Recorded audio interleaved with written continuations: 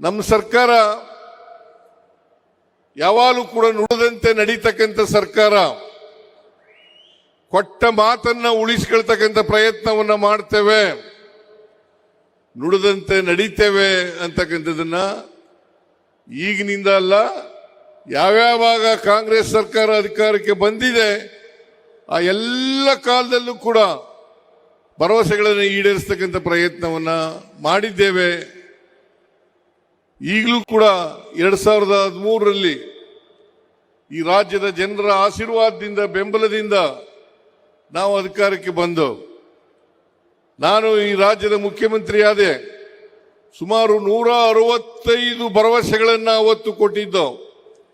ಆ ಭರವಸೆಗಳಲ್ಲಿ 158 ಭರವಸೆಗಳನ್ನು ಈಡೇರಿಸ್ತೋ ಅಂತಕ್ಕಂಥದನ್ನ ತಮಗೆ ತಿಳಿಸಲಿಕ್ಕೆ ಬಯಸ್ತಾ ಇದ್ದೇನೆ. ಅದಲ್ಲದೇನೆ ನಾವು ಪ್ರಣಾಳಿಕೆಯಲ್ಲಿ ಹೇಳದೇ ಇದ್ದಂತ ಸುಮಾರು 30 ಫ್ಲಾಗ್ಶಿಪ್ ಪ್ರೋಗ್ರಾಂಗಳನ್ನು ಮಾಡೋದು. ಇದು ನಮ್ಮ ಜನತೆಗೆ ಕೊಟ್ಟಂತ ವಚನಗಳಲ್ಲಿ ನಾವು ಹೇಗೆ ಈಡೇರಿಸಿದ್ದೇವೆ ಅಂತಕ್ಕಂಥದನ್ನ ತಮಗೆ ತಿಳಿಸಲಿಕ್ಕೆ ಬಯಸ್ತಾ ಇದ್ದೇನೆ. ಹಾಗೇನೆ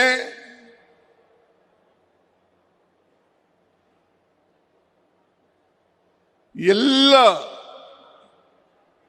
ಕಾರ್ಯಕ್ರಮಗಳನ್ನ ಸುಮಾರು 5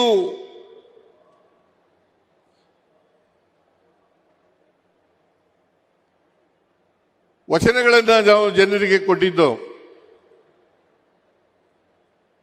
ಆ 5 ವಚನಗಳನ್ನ ಈ ವರ್ಷನೇ ಈಡೇರಿಸ್ತೀವಿ ಅಂತ ಹೇಳಿದ್ದು.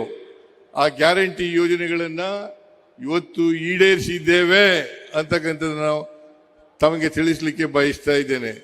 ಗ್ಯಾರಂಟಿ ಯೋಜನೆಗಳು: ಶಕ್ತಿ ಯೋಜನೆ, ಗೃಹಲಕ್ಷ್ಮಿ ಯೋಜನೆ, ಗೃಹ ಜ್ಯೋತಿ ಯೋಜನೆ, ಅನ್ನಭಾಗ್ಯ ಕಾರ್ಯಕ್ರಮ, ಯುವ ನಿಧಿ ಕಾರ್ಯಕ್ರಮ, ಈ ಎಲ್ಲ ಕಾರ್ಯಕ್ರಮಗಳನ್ನು ಕೂಡ ನಾವು ಅಧಿಕಾರಕ್ಕೆ ಬಂದ ಒಂದೇ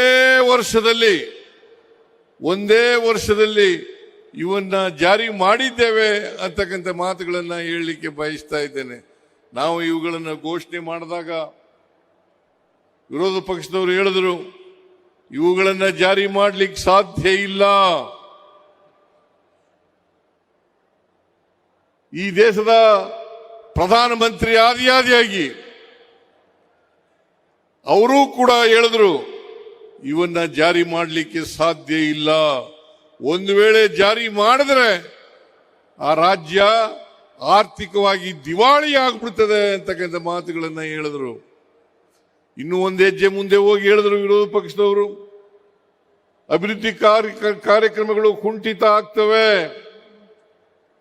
ಅಭಿವೃದ್ಧಿ ಕಾರ್ಯಕ್ರಮಗಳಿಗೆ ದುಡ್ಡಿಲ್ಲ, ಖಜಾನೆ ಖಾಲಿ ಆಗ್ತದೆ ಅಂತಕ್ಕಂಥ ಮಾತುಗಳನ್ನು ಹೇಳಿದ್ರು.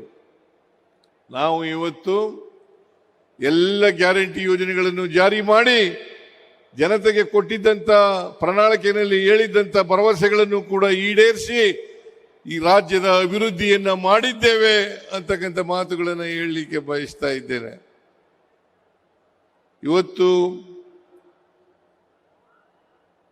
ನಾವು ಅಧಿಕಾರಕ್ಕೆ ಬಂದ ಮೇಲೆ ಒಂದೇ ತಿಂಗಳಲ್ಲಿ ಅಧಿಕಾರಕ್ಕೆ ಬಂದದು 20ನೇ ತಾರೀಕು, ಮೇ 20ನೇ ತಾರೀಕು, ಜೂನ್ 11ನೇ ತಾರೀಕಿಗೆ ಶಕ್ತಿ ಯೋಜನೆಯನ್ನ ಜಾರಿ ಮಾಡೋದು. ಜುಲೈ ತಿಂಗಳಲ್ಲಿ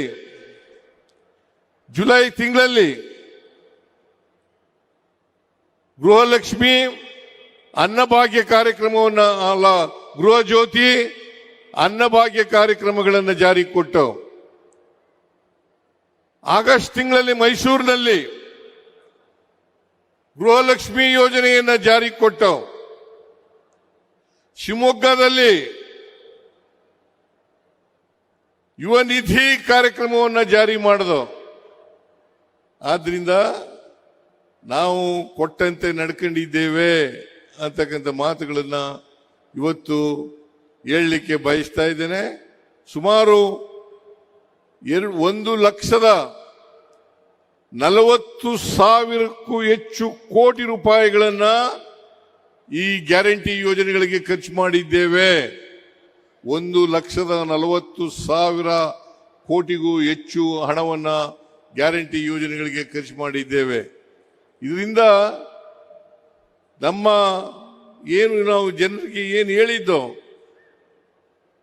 ನಾವು ಸಂವಿಧಾನದ ರೀತಿಯ ನಡ್ಕೊಳ್ತೇವೆ.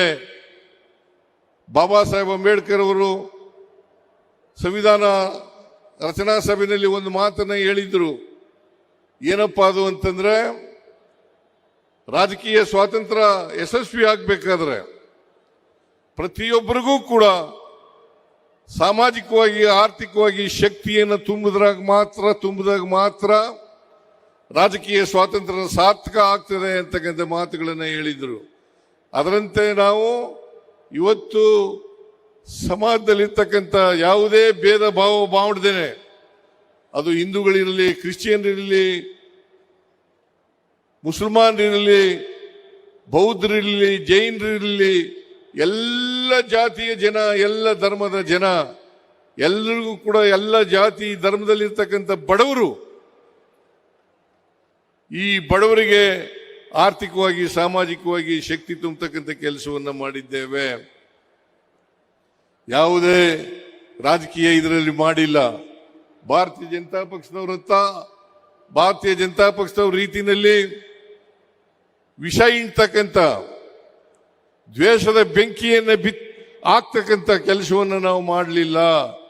ಅವರು ಇವತ್ತು ಅಧಿಕಾರದಲ್ಲಿ ಇರ್ತಕ್ಕಂಥದ್ದು ದ್ವೇಷವನ್ನ ಹಚ್ಚಿ, ಬೆಂಕಿ ಹಚ್ಚಿ, ಹಿಂದೂ ಮುಸ್ಲಿಂ ಗಲಾಟೆಯನ್ನು ಮಾಡಿಸಿ ಅಧಿಕಾರಕ್ಕೆ ಬಂದಿದ್ದಾರೆ ಅಂತಕ್ಕಂಥ ಮಾತುಗಳನ್ನು ಹೇಳಲಿಕ್ಕೆ ಬಯಸ್ತಾ ಇದ್ದೇನೆ. ನೀವು ಸಣ್ಣ ಆಗ್ಬೇಕಲ್ವಾ? ಅದು ಒಂದು ಉತ್ತಮ ಆಹಾರದಿಂದ ಸಣ್ಣ ಆಗ್ಬೇಕಲ್ವಾ? ಪ್ರತಿದಿನ ನಮ್ಮ ಜೀನಿ ಸ್ಲಿಮ್ ನ ಯೂಸ್ ಮಾಡಿ ಯಾವುದೇ ಸೈಡ್ ಎಫೆಕ್ಟ್ ಇಲ್ದಂಗೆ ನೀವು ಸಣ್ಣ ಆಗ್ತೀರಾ.